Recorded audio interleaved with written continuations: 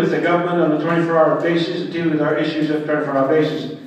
And there's also a disconnect between the amount of money that we get from the government. We basically get contribution agreements. Those are not sufficient to cover the problems of the community. Let me just discuss my community in terms of the average income for the community. It's listed at about $13,000 per year, per annum, per capita. This is a disaster. If you take a look at the budget, most of the budget allocated by the affairs goes to about 40% of that goes to looking after the social needs of our people. In the meantime, a critical element of our nation is ignored, which is business. I'm a businessman. I have been in business for about 40 years plus. And most of the owners are in that same position, sitting at this table. These people have phenomenal amount of experience in terms of how we've done business, how we've networked across Canada, how we've done work at the international level. So we come here with oodles of background information which we need to pass on to younger people. The younger people up and coming are great. They're educated, they're impatient, they want to do something for us. Plus, we need to recognize the youth, we need to recognize the young entrepreneurs up and coming. And personally, I've recommended two groups to be honored here at our function. This is a start of hopefully an annual award that we will do. One for an individual, one for a community, and one for a corporate partner that advances the sustained development of our Indian communities. We have looked at this thing. We have the land, we have the resources, we have the assets, and we have the people. Unfortunately, everything is being drained away from our communities to offer our communities, and we're not getting a fair return on our assets. It's time to basically try and do something collectively.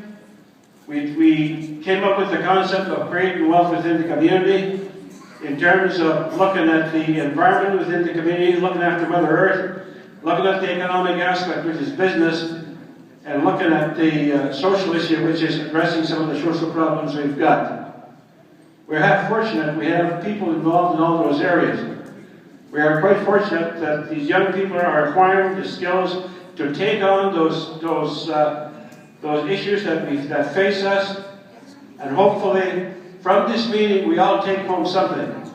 We have phenomenal speakers here, phenomenal people with entrepreneurial skills, people that are well-rounded in business, that have taken on the government with their issues. We're not here to bash the government. We need the government. We need our forms of government. We need our leaderships. Our leadership have very specific roles to perform. But us business people as well, we need to look and utilize the resources that we've got, but also one of the things we looked at was basically it has to be done in a collaborative effort. In other words, let's not get one person just rich. Let's look at how much money is coming into our community. Every First Nations community in Canada has the same problems. All the money that comes into our community is basically through contribution agreements, grants, whatever. But all that money also leaves the community. In our community, we've looked at the issue, and we've gone into business. We own, my chief basically couldn't be here. We have corporate problems. We have 8-9 companies, and our billings currently are about 47 to 57 million. In other words, we're doing something about the problem. We're trying to do something, hopefully, collectively here. We've done many business deals across Canada, and there's a lot of expertise in this room. But we need to collaborate with each other. We want to establish a network system among all of us to be able to interconnect with each other. People that have expertise in gaming, people have expertise in all types of businesses. We have people that specialize in socio-economic issues, and we have a lot of people that are here with specialized skills. Anyway, I'll try not to belabor the point here. I could probably speak all night. You guys want to eat, though? I'm hungry too, so I'll say I'm honored to be here. and I'm honored to be able to speak on behalf of our committee. And again, I'd like to provide special dedication and recognition to our basically Marion is the lady who had the visionary and foresight to get us together and talk about network of sustainable development within our communities. Let's amalgamate our skills and address some of these social problems. Let's do something. We always talk, but we never do anything.